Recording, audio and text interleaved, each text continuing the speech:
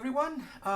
Once again, I think this table is relatively simple, but I think I need to explain something that could be important for your better understanding of the profit maximizing input usage, which is right there at the top of the screen.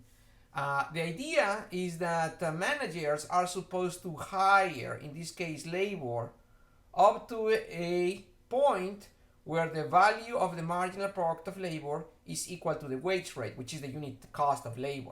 So let's see how this is done.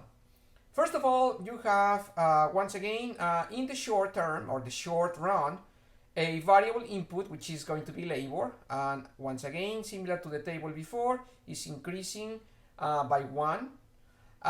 We also are going to assume that whatever this company is producing is charging a price equal to $3, so it's fixed. Here, from the previous table, you can see that the marginal product of labor, and you have a note here, this is the column 5 from the previous table, is basically just reproduced here. So notice the value of the marginal product of labor is a simple calculation, because all you need to do is to multiply the charge that you price, which is $3, times this column, which is the marginal product of labor. So if you perform this multiplication, you get the value of the marginal product of labor right here in dollar terms. Now, why is this important? Well, remember, we need to make this comparison. We need to compare this column with the unit cost of labor. Now, in this case, we are going to assume that the wage rate is $400.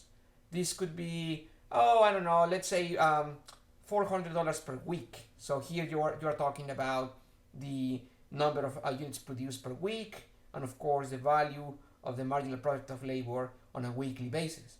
So the basic idea is this. If, notice, you hire one worker, the value of the marginal product of labor is $228. If you hire a second worker, the value of the marginal product increases to $516, $732, $876. Now, in all of these cases, the value of the marginal product of labor is larger than the wage rate. This means that adding workers is adding value, is adding money to the company.